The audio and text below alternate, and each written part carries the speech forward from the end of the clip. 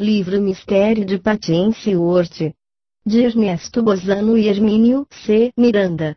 Primeira parte. Hermínio C. Miranda. Um mistério sem mistério. Capítulo 9.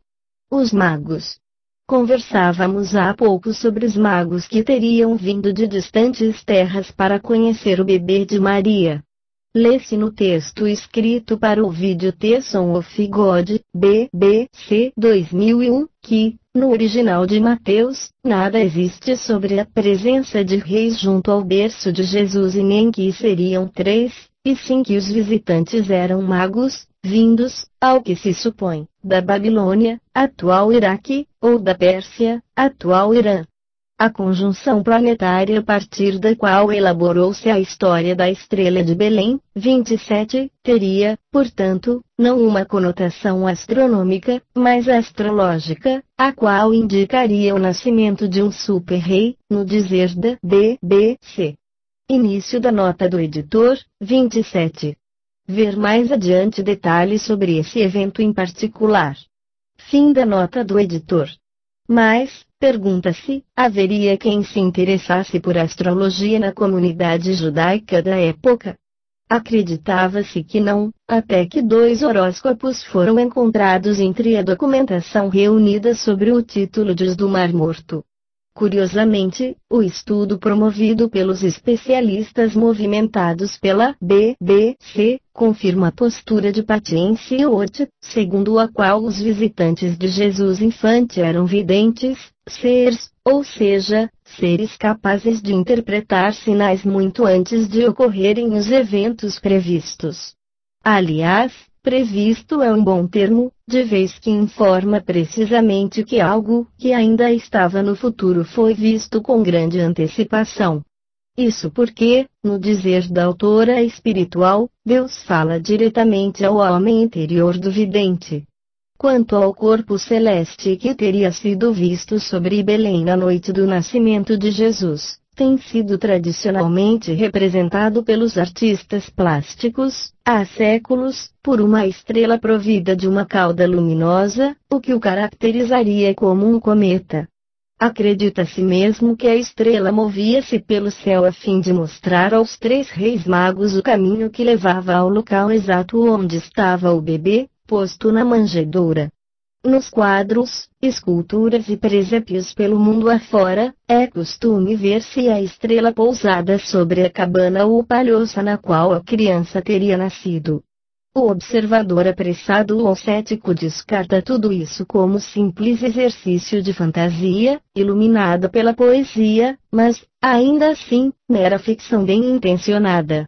Alguns autores mais recentes atualizaram o episódio, dizendo tratar-se de uma nave interplanetária pilotada, ou seja, um disco voador. A rigor, portanto, o fenômeno, se é que de fato existiu, não deveria merecer a atenção de pesquisadores estudiosos qualificados. Ou será que deve? Ao que tudo indica, esta pergunta não é de todo absurda, a julgar-se pelos mais recentes achados em torno do assunto. Realmente, o episódio mereceu atenção devida da equipe de respeitáveis e eruditos especialistas convidados para acompanhar a elaboração do excelente vídeo The Son of God, o Filho de Deus, produzido por Michael Aquelin para BBC, em 2001, sob os auspícios da The Jerusalem Trust. Recorro, neste ponto, ao texto de Nancy Duin, página 7 do folheto que acompanha o vídeo, em busca de uma avaliação moderna do que realmente teria ocorrido em Belém naquela noite, que poderia ter sido a passagem de um cometa até a explosão de uma supernova nos estertores de sua agonia, ao cabo de bilhões e bilhões de séculos ou milênios, sei lá. Mas um fenômeno desse porte e dramaticidade, argumenta Duin, teria sido óbvio demais para qualquer pessoa que contemplasse o céu naquele momento.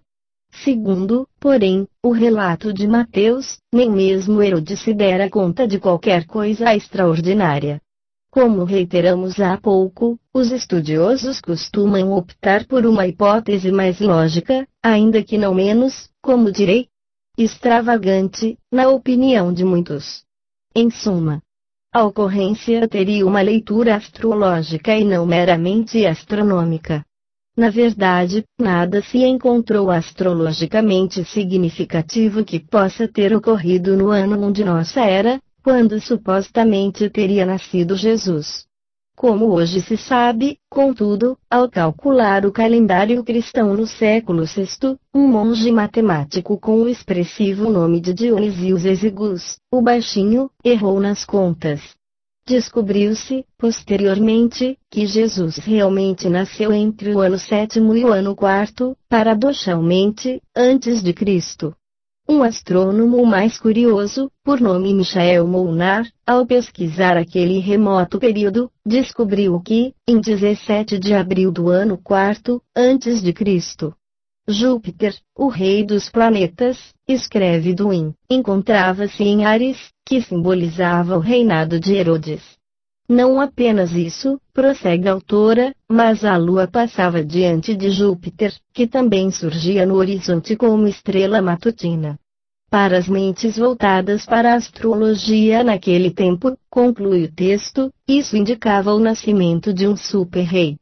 De acordo com esses achados, Jesus teria nascido em 17 de abril do ano 4º antes de Cristo. E se sua vida pública como pregador durou, de fato, 33 anos, teria sido crucificado aos 37 anos de idade, e não aos 33.